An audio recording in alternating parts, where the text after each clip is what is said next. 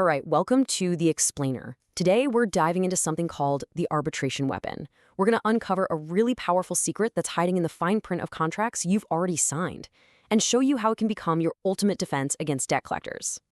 You know that feeling, right? That horrible, sinking feeling in your stomach when you get one of those letters. It feels like you're being hunted, cornered by a system that's just too big to fight. The author starts here for a reason, because that feeling is exactly what we're about to dismantle. So what if that huge, intimidating system had a secret, fatal flaw? Well, it does, and we're about to show you how to find it and, better yet, how to use the collector's own rules to completely flip the script on them. Okay, so before you can fight back, you've got to understand the opponent, and in this case, that opponent is someone called a junk debt buyer. Now, let's be clear. This isn't your original bank. No, these guys are a totally different animal. Their entire business is just buying up old, unpaid debts from other companies and then turning around to collect from you. To them, your account is just a number on a spreadsheet they bought in bulk. And how much do they pay for these debts? You're not going to believe this. On average, just 3 cents on the dollar. Yeah, so a $5,000 debt, they might have paid as little as $150 for it. This tiny investment is the absolute key to their entire business model. And as we're about to see, it's also their greatest weakness. You can think of their business like a giant, high-volume assembly line. Step 1, buy thousands of accounts for dirt cheap. Step 2, send out scary letters demanding the full amount. Step 3, file lawsuits by the truckload. They're basically betting that you'll be too scared or just too busy to fight back and they'll get an easy win. And you've probably seen some of these names before. Companies like Portfolio Recovery Associates or Midland Credit Management.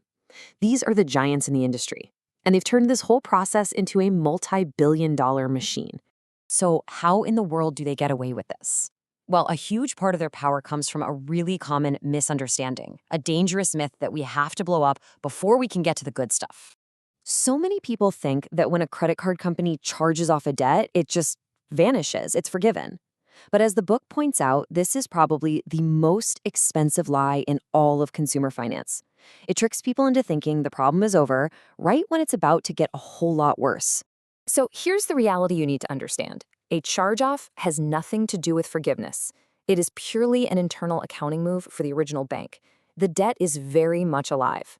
In fact, it's just been sold to a brand new owner who is probably about to come after you a lot more aggressively. But here's the twist. The fact that the debt doesn't just disappear is actually a really good thing for you, because if the debt survives, so does something else, the original contract you signed. And buried deep in the fine print of that contract is the secret weapon we've been talking about. It's called the arbitration clause. You've probably skipped over it 100 times, but it's incredibly powerful. Now, how does this work? It's because of a legal concept called successor liability. It basically means that when the junk debt buyer bought your debt, they didn't just buy the right to collect from you. They also inherited all the rules and obligations of the original contract. They can't just pick and choose the parts they like. They bought the whole thing, rules and all. And this is where the beautiful irony kicks in. See, credit card companies put these arbitration clauses in there to protect themselves from big lawsuits. They literally built a cage to trap consumers. They just never, ever imagined that you could turn that cage into your own personal fortress. Okay, so how do you actually do it? How does this one little clause completely turn the tables on the entire debt collection industry? It all comes down to simple economics. Their whole business, remember, is built on suing you in court because it's cheap and fast. But when you invoke your right to arbitration, the cost for them skyrockets. All of a sudden, their profitable little business model completely falls apart. Honestly, arbitration is their absolute nightmare. It moves the fight out of their local courthouse and onto neutral ground. And here's the kicker. They usually have to pay thousands of dollars in fees just to get the process started. So for that $5,000 debt they paid $150 for, they might have to cough up $2,000 or more before anything even happens. A lot of the time, they don't even have the original paperwork they need to win anyway. So what does this all mean?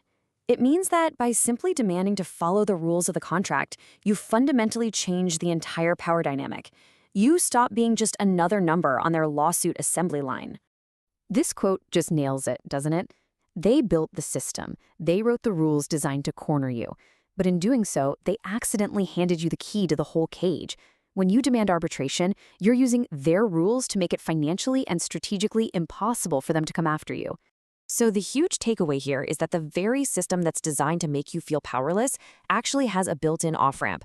Knowledge really is power, and just knowing the rules of the game is the first, most important step to changing the outcome.